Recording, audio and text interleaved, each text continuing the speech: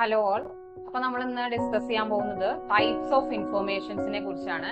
അപ്പോ മുന്നേ നമ്മൾ ഇൻഫോർമേഷൻ എന്താണെന്ന് കണ്ടു കഴിഞ്ഞു. ഇന്ന് നമ്മൾ ടൈപ്സ് ആണ് നോക്കാൻ പോകുന്നത്. അപ്പൊ ഏതൊക്കെ ടൈപ്പാന്ന് നോക്കാം. First one it is primary information. Primary information എന്ന് പറയുന്നത് നമ്മൾ ഡയറക്റ്റ് ആയിട്ട് പോയി കളക്ട് ചെയ്യുന്ന ഒരു ഡാറ്റയാണ്. അത് നമ്മൾ റിസർച്ചിന്, ഒബ്സർവേഷൻ, സർവേസ്, ഇന്റർവ്യൂസിലൂടെയൊക്കെ നമ്മൾ കളക്ട് ചെയ്യുന്ന ഡാറ്റയാണ് അല്ലെങ്കിൽ ഇൻഫോർമേഷനെയാണ് പ്രൈമറി ഇൻഫോർമേഷൻ എന്ന് പറയുന്നത്.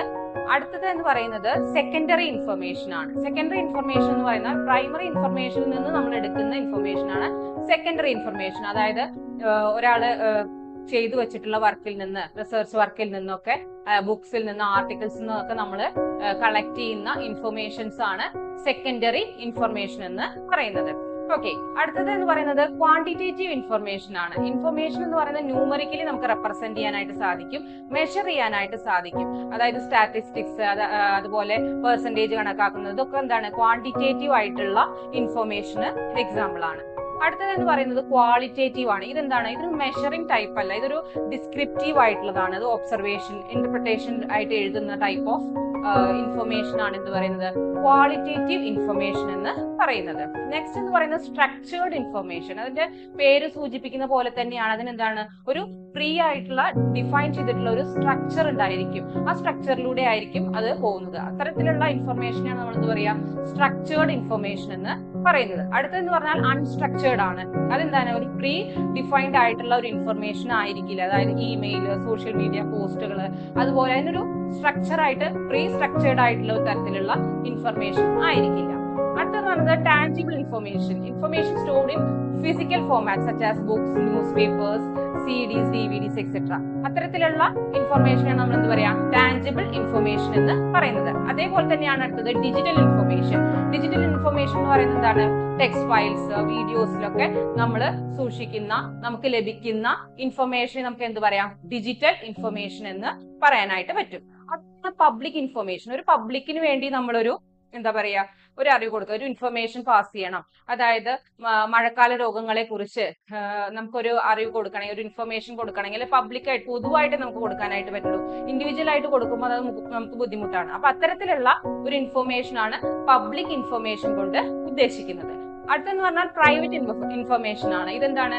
പ്രൈവറ്റ് ആയിട്ട് ഓരോരുത്തർക്കും ഇൻഡിവിജ്വൽ ആയിട്ട് പേഴ്സണൽ ഡാറ്റ അല്ലെങ്കിൽ വളരെ കോൺഫിഡൻഷ്യൽ ആയിട്ടുള്ള ഇൻഫർമേഷൻ ആയിരിക്കും. ഓരോരുത്തർക്ക് വേണ്ടിയിട്ട് കൊടുക്കുന്ന ഇൻഫർമേഷൻ ആയിരിക്കും. അത് നമുക്ക് എന്തായിട്ട് പബ്ലിക് ആയിട്ട് നമുക്ക് കൊടുക്കാനായിട്ട് സാധിക്കില്ല. അത്തരത്തിലുള്ള ഇൻഫർമേഷൻ ആണ് പ്രൈവറ്റ് ഇൻഫർമേഷൻ എന്നുകൊണ്ട് ഉദ്ദേശിക്കുന്നത്.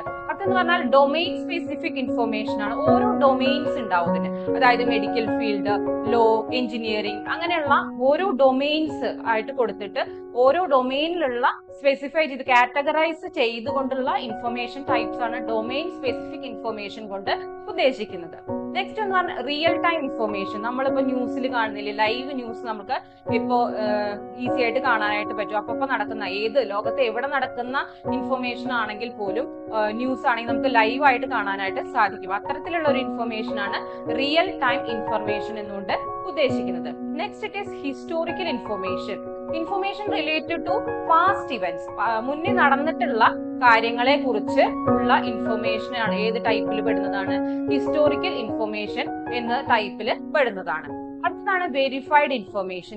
Information that has been confirmed. അതിനൊരു വാലിഡിറ്റിയും റിലയബിലിറ്റിയും ഒക്കെ ഉണ്ടായിരിക്കും. ഒരു വെരിഫൈഡ് ആയിട്ടുള്ള തരത്തിലുള്ള ഇൻഫർമേഷനെയാണ് നമ്മൾ എന്ത് പറയാ വെരിഫൈഡ് ഇൻഫർമേഷൻ എന്ന് പറയുന്നത്. നെക്സ്റ്റ് എന്ന് പറയുന്നത് അൺവെരിഫൈഡ് ആയിട്ടുള്ള ഇൻഫർമേഷൻ ആണ്. അതിനെന്താണ്? കൃത്യമായിട്ടുള്ള വാലിഡിറ്റിയോ റിലയബിലിറ്റിയോ ഒന്നും നമുക്ക് പറയാനായിട്ട് സാധിക്കില്ല. അത്തരത്തിലുള്ള ഇൻഫർമേഷൻ നമുക്ക് അൺവെരിഫൈഡ് ഇൻഫർമേഷൻ എന്നാണ് പറയുന്നത്.